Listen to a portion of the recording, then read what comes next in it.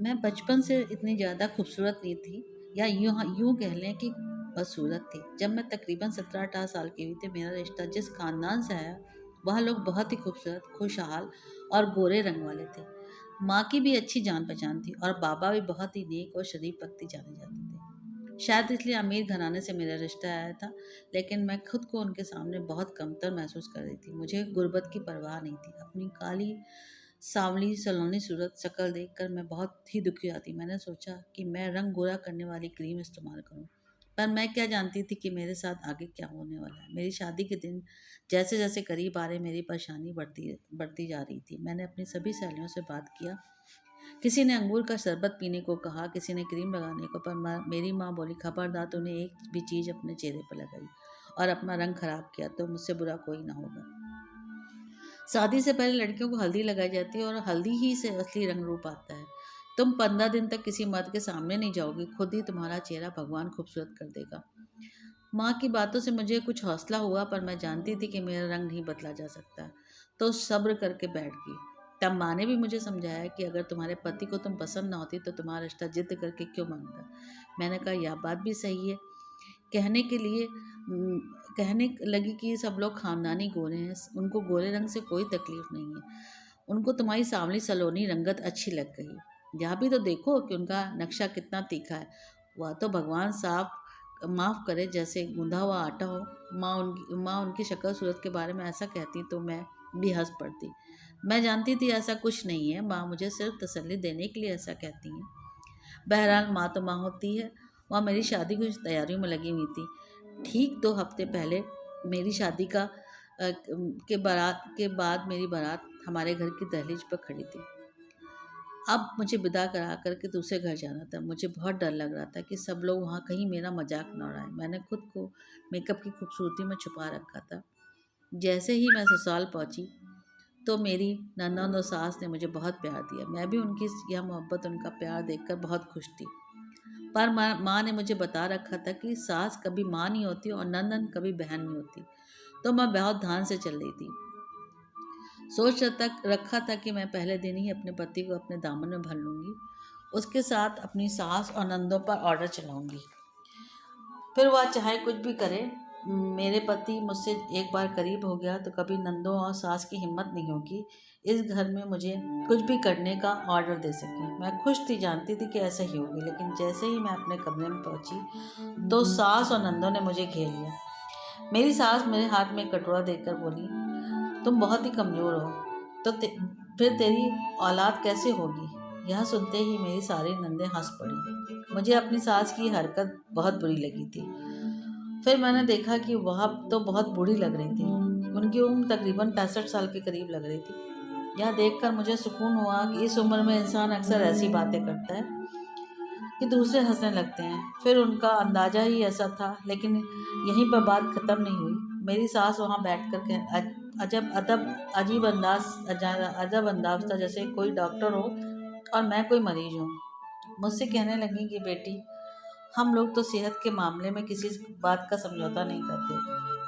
तुम्हें यहाँ बेहतरीन खाने पीने को मिलेगा, इसके अलावा भी तुम्हें जो ख्वाहिशें होंगी पूरी होंगी, पर तुम्हें भी हमारा ख्याल रखना होगा। मेरी सास की तरफ देखा तो बोली, अरे बेटी, काम करने के लिए तो यहाँ मेरी बेटियाँ हैं और 2 काम वालियाँ भी मौजूद हैं। मुझे तुमसे सिर्फ और अपनी नज़र चलानी है।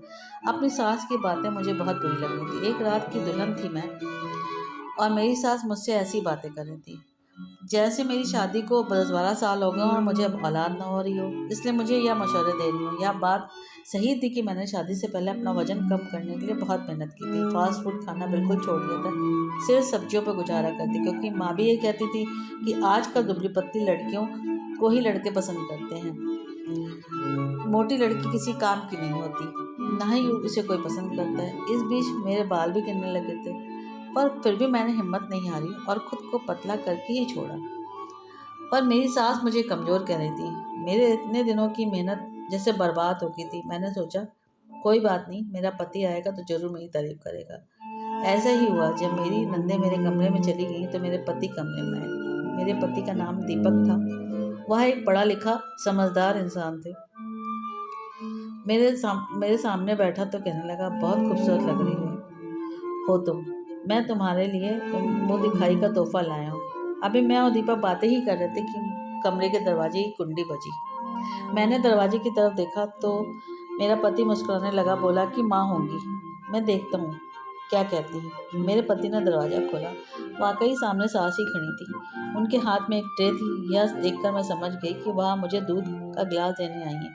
पर मैंने देखा कि दूध के साथ एक छोटा कप भी था, रखा था। उसमें जैतून का तेल था। मैंने अपनी सास की तरफ देखा तो वह मेरे पास आकर बोली, बेटी,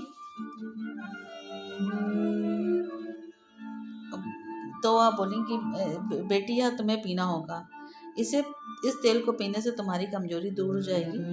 मैंने अपनी सास की तरफ उलझन भरी नजरों से देखा तो मेरा पति मुझे घूर कर देखने, शायद उसे मेरी निगाहों का यह अंदाजा पसंद नहीं आया। तब मैं खामोश हो गई। मैंने कहा, ठीक है, जैसा आप कहेंगे मैं वैसा ही करूँगी। मेरी सास मेरा माथा चूमा और कमरे से बाहर चली गई। मेरी सास के जाने के बाद मेरे पति ने मेरी तरफ देखा और कहने लगे, या दूध तुम्हें पीना ही होगा। माँ सही कहते हैं, तुम वाकई में बहुत कमजोर लगती है। यह कहकर मेरे पति ने मेरे हाथ को अपने हाथ में ले लिया और बोले, ओह, तुम तो बिल्कुल ही नाजुक और मरिया सी लगती हो, तुम्हें तो बहुत मेहनत की जरूरत है। मैं अपने पति की बात सुनकर हैरान हो गई। जिसके लिए मैंने अंडा पराठा खाना छोड़ा था, सारी मेहनत मशक्कत की थी, वही मुझे कमजोर कह रहा था। यानी अब मुझे फिर से अपना वजन बढ़ाना था। यह सोचकर मुझे गुस्सा आने लगा। मैंने अपने गुस्से का इजहार अपने चेहरे से नहीं किया। मीठी जुबानें बोलती गई। मेरा पति बहुत खुश हुआ और बोला, तुम तो वाकई कोई गिला शिकवा नहीं करती।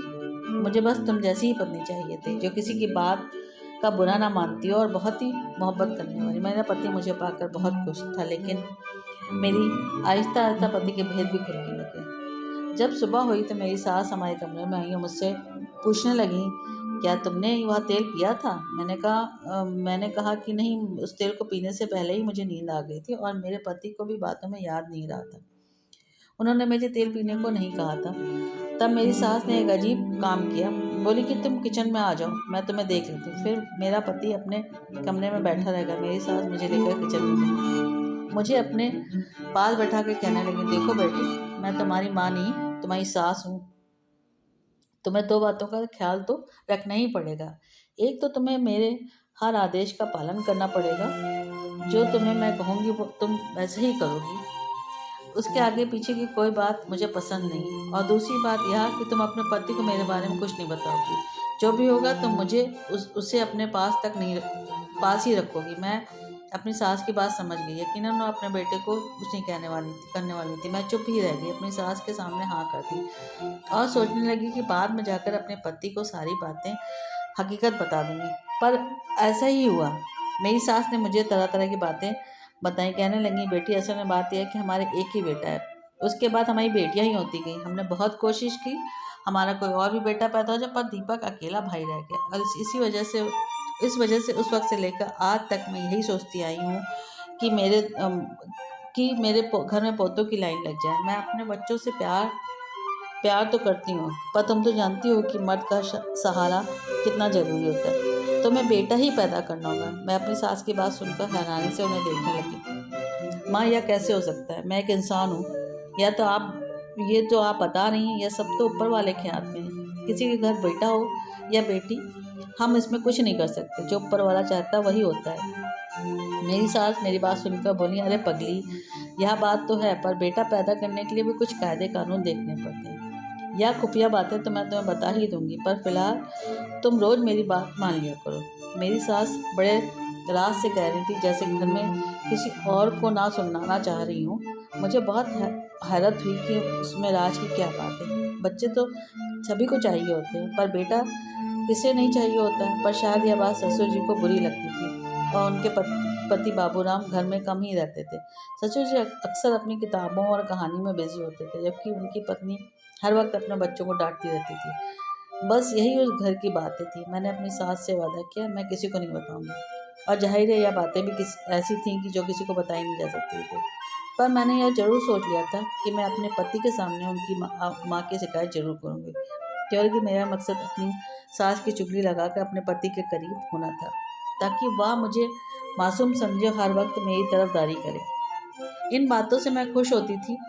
माँ ने भी यही सिखाया था, मगर जब वहाँ से निकली तो रोती हुई पति के कमरे में गई। मुझे देखकर वह परेशान हो गए, बोले कि तुम रो क्यों रही हो। मैंने कहा आपकी माँ ने बात ही ऐसी कही। वह पूछने लगी क्या बात की है मैंने। क्या क्या वह क्या कहती हैं, अगर तुमने बेटा पैदा नहीं किया तो तुम्हें मेरा बेटा छुप तलाक दे देगा। मुझे कम से कम 2-3 बेटे चाहिए। मेरा पति अब सुनकर हैरान रह गया, कहने लगा क्या वाकई माँ ने ऐसा ही कहा है। मैंने कहा हाँ बिल्कुल, आपकी माँ ऐसा ही कहती है, इसलिए तो मुझे रोना आया। किसी के आंसू झूठ थोड़े ना बोलते हैं। मेरे मगरमच्छ के आंसू बहाते हुए यह बात की तो मेरा पति मेरी तरफ तरस भरी नज़रों से देखने लगा। बोला तुम बिल्कुल फिक्र मत करो, मैं ऐसा कुछ नहीं होने दूंगा। मैं सुकून से बैठ गई और चेहरे पर झूठी मुस्कुराहट थी। जानती थी कि बाकी का काम खुद ब खुद होता चला जाएगा। पर शाम को जब पति वॉशरूम में गया तो मेरी सास कमरे में अंदर आई और कहने लगी प्यारी बेटी, मैं तुम्हारे लिए जैतून का तेल लाई हूँ, चलो तुम जल्दी से इसे पी लो, इससे तुम्हारी सेहत भी अच्छी रहेगी और तुम बेटा पैदा करोगी। फिलहाल तुम्हारे जिस्म में मुझे चर्बी महसूस ही नहीं हो रही है। तुम जितनी भी कोशिश कर लो बच्चे पैदा उस वक्त तक नहीं कर सकोगी जब तक तुम्हारे जिस्म में चर्बी ना हो। अब मैं अपनी सास की बातें सुन रही थी कि मैंने कहा आप अपने बेटे को क्यों नहीं पिलाती हैं। कहने लगी मेरा बेटा बिल्कुल सेहतमंद है, उसे कोई मसल नहीं है, मसला तुम में है। अगर औलाद पैदा ना हुई तो हम क्या करेंगे। शादी का मकसद ही औलाद पैदा करना है। मैंने अपनी सास से कहा आप यह प्याला रखकर यहाँ से चली जाएं, मैं पी लूँगी। पर मैंने सोच लिया था कि मैं अपनी सास की एक बात नहीं मानूंगी। मैंने देखा यह तेल बहुत कड़वा था, उसमें से अजीब सी बदबू अभी आ रही थी। इसने मेरे पति वॉशरूम से निकल बोले कि माँ क्या कह रही थी। मैंने कहा आपकी माँ मुझे जैतून का तेल पिलाने के लिए आई थी। मेरे पति ने कहा वैसे मैं तुम्हें माँ की एक बात बताऊँ, यह सच है कि माँ कभी किसी की सेहत की तरफ से कोई गलत मशवरा नहीं देती। माँ के पास दूर दूर से गांव की औरतें आती हैं, वह उनके पास बैठती हैं और उनसे हर तरह की बातें पूछती हैं। माँ की बताई हुई दवाइयों से अक्सर औरतें ठीक भी होती हैं। कभी किसी औरत से कोई दिक्कत या परेशानी नहीं हुई। पति की बात सुनकर मुझे लगा कि वह अपनी माँ के बारे में अभी भी दिल में बहुत से अरमान रखते हैं। मैंने ठान लिया कि अब मैं ऐसा नहीं होने दूँगी। आज मैं अपनी सास की ऐसी शिकायतें लगाऊंगी कि मेरा पति दोबारा उनकी बात मानने को नहीं कहेगा। इसलिए मैंने अपने पति के सामने उनका मान रखने की खातिर जैतून की आधी प्याली तेल की पी, पर मुझे बहुत अजीब सा महसूस हुआ था। मैंने सिर्फ अपने पति की खुशी की खातिर ऐसा किया। पर जब मैं सुबह उठी मेरी तबीयत बहुत ख़राब लग रही थी। मैं फ़ौरन टॉयलेट में गई तो मेरा पेट बिल्कुल साफ़ हो गया। मुझे ऐसे दस्त आए कि मैं परेशान हो गई। मुझे लगा यह सब मेरी सास की ही साजिश होगी। मैं फ़ौरन अपनी सास के पास गई। उनका चेहरा चमक रहा था। बोली कि बेटी क्या हुआ, तुम्हारा पेट साफ़ हो गया। मैंने अपनी सास की तरफ गुस्से से देखा, हंसकर बोली अरे बेटी, जैतून का तेल है ही इतना जादुई, अरंड का तेल भी ऐसे ही होता है। अगर तुम्हें पेट का मसला था, पेट की तरह से तकलीफ थी तो मैं तुम्हें अरंड का तेल देती, पर अच्छा हुआ कि तुमने जैतून का तेल पी लिया। मुझे भी उसका एक नया फ़ायदा मालूम हो गया। अपनी सास की यह बात मुझे जहर लग रही थी। मैंने कहा क्या आप मुझे जान से मारना चाहती हैं। मुझे तो लगता है कि मुझे हैजा हो गया, अब मुझे डॉक्टर के पास जाना पड़ेगा। मेरी सास कानों को हाथ लगाने लगी। ना बेटी, ना आज तक मेरी किसी भी इलाज से किसी औरत को कोई तकलीफ नहीं है, सबको फ़ायदा ही हुआ है। तुम बस मेरी बात को मानो, देखना कि तुम बहुत खूबसूरत बन जाओगी। मुझे सास की बात समझ नहीं आई, इसलिए मैं अपने कमरे में चली गई। मैंने अपने पति को यह बात नहीं बताई। फिर खामखा अपनी माँ के किस्से पढ़ने लग जाते। मैंने सोचा कि यह बात मैं अपनी माँ से करूँगी, ज़रूर इसके पीछे कोई ना कोई मकसद मेरी सास का छुपा हुआ होगा। मैं अगले दिन मैके चली गई। मैंने जाकर यह बात माँ को बताई तो माँ कहने लगी उनकी हिम्मत कैसे हुई मेरी बेटी को बांझ बनाने की। अभी तो तुम्हारी शादी को 1 हफ्ता ही हुआ है, वह अभी से बच्चे की जिद करने लगी। वह औरत पागल तो नहीं है। यह सुनकर मेरे दिल में भी मेरी सास के लिए नफरत पैदा होगी। मैंने कहा माँ ऐसा ही लगता है, भला कोई मुझे जैतून का तेल पीने को क्यों कहेगा। मेरी बात सुनकर माँ बोली मैं तुम्हें एक ऐसी तरकीब बताऊंगी कि तुम्हारे सास से तुम्हारी जान छूट जाएगी। मैंने पूछा यह क्या। माँ ने मुझे एक गोलियों का पत्ता निकाल कर देते हुए कहा इसे अपनी सास की चाय में मिला देना। इस गोली के पीने से वह ऐसी सो जाएंगी कि सुबह तक नहीं उठेंगी। मैंने कहा माँ, यह तो बहुत खतरनाक गोली है, इसे खिलाने से क्या हो जाएगा? बोली कि होगा तो कुछ भी नहीं, बस तेरी सास को नींद बहुत ज़्यादा आएगी और वह पूरा दिन बिस्तर पर पड़ी रहेगी, तेरा दिमाग नहीं खाएगी। मुझे उस वक्त अंदाज़ा हुआ कि मेरी माँ कितनी पत्थर दिल है। मैंने कहा माँ, इस गोली को रहने दो, मैं अपनी सास से खुद ही कह दूंगी कि मुझे जैतून का तेल पीने को ना दिया करो। पर माँ ने मेरी एक बात नहीं सुनी। बोली कि या पास रखो, इसकी तुम्हें ज़रूरत पड़ेगी। मैंने माँ की बातों में आके वह गोली का पत्ता अपने पास रख लिया। मेरा दिल तो यही कहता था कि मैं जाकर अपनी सास को या गोलियां ज़रूर दूंगी, पर जब वह मुझे बहुत तंग करेंगे। पूरे दिन तंग करने की कोई नौबत आती नहीं थी, बस शाम को वह जैतून का तेल लेकर मेरे पास आ जाती थी। यही बात मुझे पसंद नहीं थी। मैंने सोचा कि शाम की चाय में अपनी सास को गोली मिलाकर दे दूँगी, पीकर वह बेहोश हो जाएंगे, पर ऐसा हुआ नहीं। जो मैंने सोचा भी नहीं था, मैंने अपनी सास की चाय के प्याले में यह गोली मिला दी थी। फिर मैं वापस अपने कमरे में आ गई। मैंने सोचा क्या मुझे ऐसा करना चाहिए था? फिर सोचा कि अच्छा ही है, अब तो वह सो गई होंगी। यह सोचकर मैं खुश हो गई। मैंने सोचा आज मैं बाहर खाना खाने ज़रूर जाऊँगी और कुछ ना कुछ ज़रूर खाकर लौटूँगी।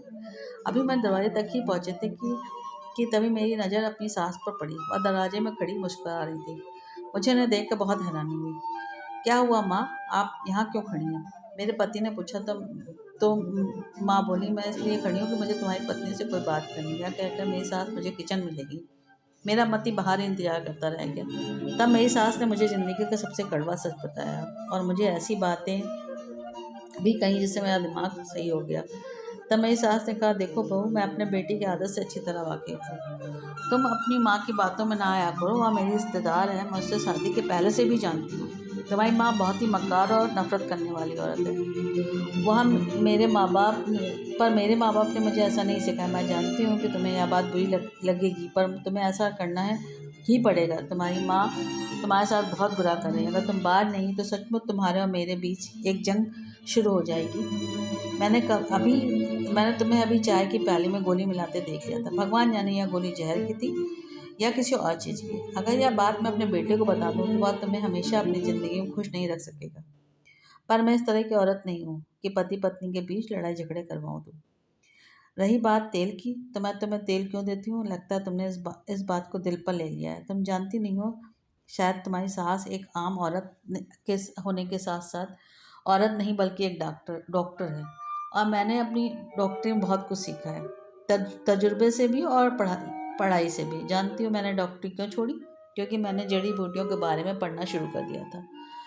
मैंने न सिर्फ जड़ी बूटियों के बारे में पढ़ा, बल्कि दुनिया की लगभग सभी बीमारियों के लिए उन्हें अपने हाथ से आजमाया भी है। जैतून के 2 चम्मच तुम्हें इसलिए देती हूँ ताकि तुमने जो वजन कम किया है, अपने जिस्म की में चर्बी खत्म कर लियो, वह बराबर हो जाए और जब तक तुम्हारे बच्चे पैदा करने का वक्त है, तब तक तुम इस काबिल हो जाओ। वरना अगर बच्चा पैदा भी हो जाता है तो तुम अपने बच्चे को दूध पिलाने के काबिल ना रहती, ना ही अगला बच्चा पैदा कर सकती, और ना ही तुम्हें बच्चा पैदा करते हुए ज़्यादा तकलीफ से गुजरना पड़ता।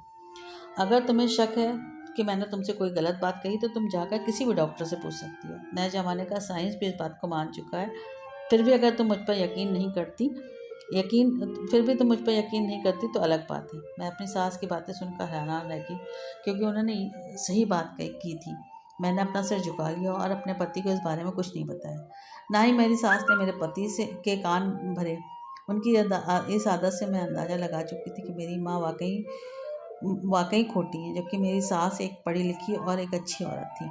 अगली बार मैंने उनको नीचा दिखाने या झूठी शिकायत लगाने की कोशिश नहीं की।